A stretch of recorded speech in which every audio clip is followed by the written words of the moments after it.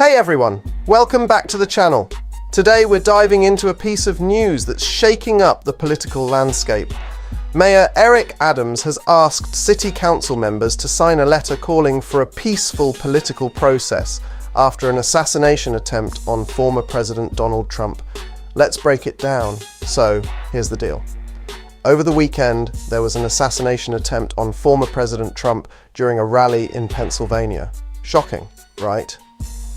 In response, Mayor Adams sent out a letter urging for a stop to political violence and hateful rhetoric.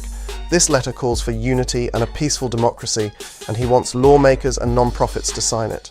So, here's the deal. Over the weekend, there was an assassination attempt on former President Trump during a rally in Pennsylvania. Shocking, right? In response, Mayor Adams sent out a letter urging for a stop to political violence and hateful rhetoric. This letter calls for unity and a peaceful democracy, and he wants lawmakers and non-profits to sign it. The letter states, "We cannot allow the single horrifying act of political violence against former President Trump to escalate into greater strife and disunity. It's a strong call to action, asking for thoughtful debate, safety at polling places, and respect for the peaceful transfer of power. But not everyone is on board." Some political insiders think Mayor Adams is using this moment to gain national attention. One source even suggested this could be his way of getting back into President Biden's good graces, especially after criticizing Biden's handling of the border crisis. Ouch. Now, let's dive into some of the skepticism around Mayor Adams' call for unity. Some critics argue that this move might be more about political strategy than genuine concern for peace. According to some political insiders, Adams' push for a peaceful political process could be a strategic attempt to gain favor with Republicans. The timing is certainly notable. Following the assassination attempt on Trump, Adams' strong stance might be seen as an effort to align himself with the right, possibly to improve his standing with a broader audience. One Democratic operative described the move as shameless. The criticism here is twofold. First, the operative argues that Adams' statement seems more like a political maneuver than a sincere effort to address political violence. The operative suggests that Adams may be trying to mend fences with Trump and the Republican base, especially after his earlier criticisms of President Biden, which strained their relationship. Second, there's a pointed critique about Adams' track record. Critics note that he hasn't always been vocal when extremists targeted individuals or groups that were not affiliated with the Republican Party.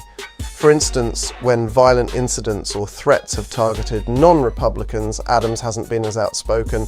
This raises questions about whether his current stance is driven by genuine concern or by political convenience. In essence, while the call for a peaceful political process is a commendable message, the motives behind it are being scrutinized. Is this a real effort to promote unity and safety? Or is it a calculated move to boost Adams' political standing and repair relationships with key political figures? Alright, let's tackle the big question. What impact could this letter have on the current political climate, both in New York and nationally? Locally, in New York City, Adams' letter might serve as a catalyst for renewed dialogue on political civility. It could push city officials and residents to reflect on the tone of political discourse and encourage more respectful interactions. However, it might also deepen divides if seen as a political play rather than a genuine call for unity.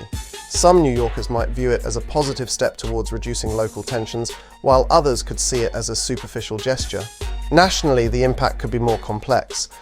On one hand, if the message of the letter gains traction, it might inspire other leaders across the country to adopt similar calls for de-escalation. It could contribute to a broader movement towards reducing political violence and rhetoric, aligning with calls for a more peaceful and respectful political environment. On the flip side, if the letter is perceived as politically motivated, it might fuel further cynicism about political figures and their motives.